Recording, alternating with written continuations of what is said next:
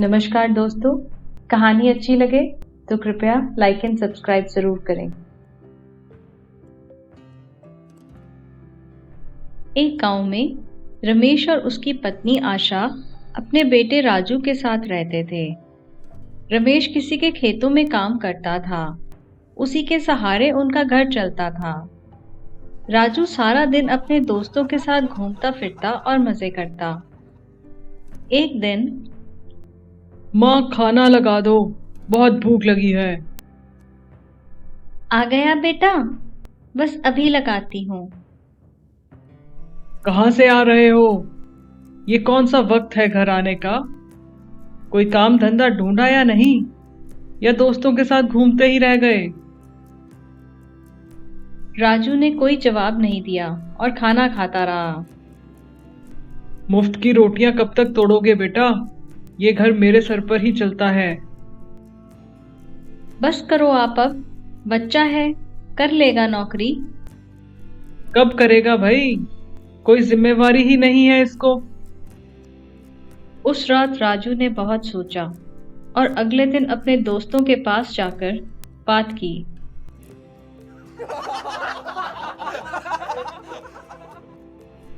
अरे, नौकरी क्यों करनी है? ये तो हमारे खेलने के दिन हैं। और क्या, फिर तो काम शुरू करना ही पड़ेगा। पर हमें कुछ काम तो करना चाहिए।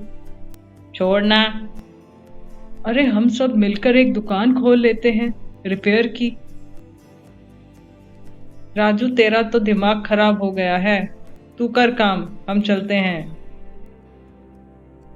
एक दिन राजू के दोस्त की नौकरी लग गई। अरे वाह चेतन, बड़ा सुंदर स्कूटर है, कहाँ से आया? मेरी नौकरी लग गई है। तू तो कहता था अभी नौकरी नहीं करनी है। तो तुझे जलन हो रही है क्या? तेरी तरह थोड़े हैं। मैं कहूंगा कुएं में छलांग मार दे तो क्या मार देगा? राजू को उसकी बातें बहुत बुरी लगी। ऐसे ही देखते देखते उसके सारे दोस्तों की नौकरी लग गई।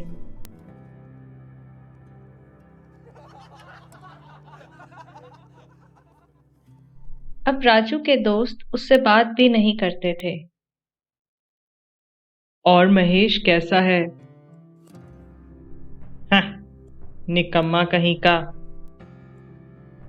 राजू को बहुत बुरा लगता था। वो उदास रहने लगा। उसको अपने पिता की कही बातें समझ आने लगी। वो काम तो करना चाहता था, पर उसे कोई काम मिल ही नहीं रहा था।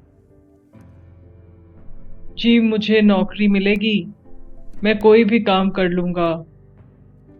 अच्छा, तो बाहर बोरियां पड़ी हैं, ये इस पते पर दे आओगे?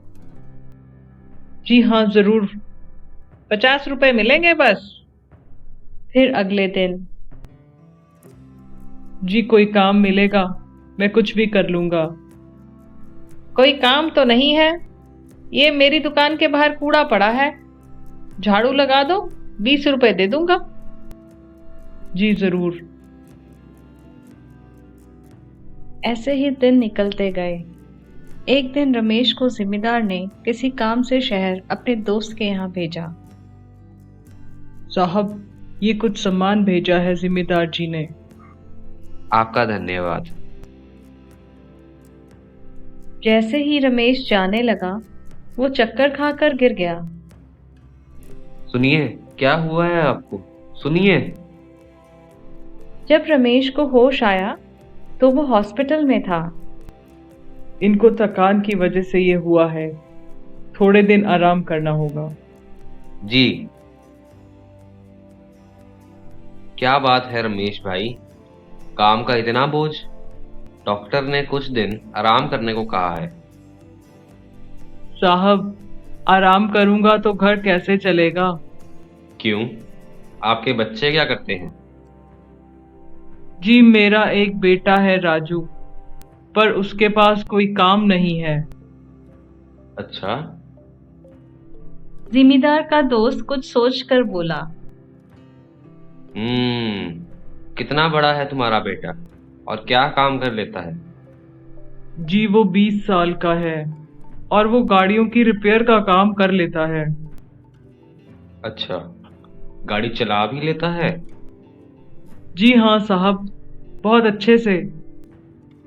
ठीक है, फिर तुम घर जाकर उसे मेरे पास भेज दो, मैं देख लूंगा। जी जरूर साहब। 2 दिन बाद रमेश को हॉस्पिटल से छुट्टी मिल गई और वो घर चला गया। राजू बेटा, मैं जिमीदार जी के दोस्त गौतम जी के पास गया था। उन्होंने तुम्हें अपने घर बुलाया है।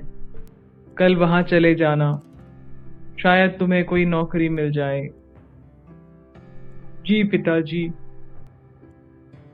अगले दिन राजू शहर चला गया। जी नमस्ते, मेरा नाम राजू है। अच्छा, तो तुम हो राजू, आओ मेरे साथ। मेरा गुड्स डिलीवरी का काम है। कल से तुम्हें ये माल सप्लाई डेट और प्रोडक्ट के अकॉर्डिंग तैयार करके ट्रक्स में लोड करवाना है। कर लोगे? जी साहब। राजू बहुत खुश था। उसे नौकरी मिल गई थी। वो सारा दिन खूब मेहनत करने लगा।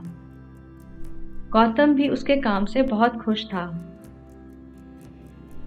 एक ही साल में राजू गौतम का सारा काम समझ गया था और गौतम ने भी उसकी मेहनत से खुश होकर गुड सप्लाई का मैनेजर बना दिया था। एक दिन राजू अपने गांव गया तो उसके दोस्त उसको देखकर हैरान रह गए। ये राजू था ना? लग तो वही रहा था। राजू के माता पिता उसको देखकर बहुत खुश हो गए। वाह बेटा, तू तो एकदम बदल गया है। हाँ माँ, मैंने बाल जो कटवा लिए हैं। राजू अपने माता पिता को शहर ले गया। उसकी माँ को भी गौतम के घर पर खाना बनाने का काम मिल गया। गौतम ने रमेश को भी अपनी कंपनी में छोटा मोटा काम दे दिया। अब रमेश और उसके परिवार के दिन बदल गए थे और वो भी जिंदगी के इस नए बदलाव को खुशी से जीने लगे। दोस्तों, कहानी अच्छी लगी हो तो कृपया लाइक एंड सब्सक्राइब जरूर करें।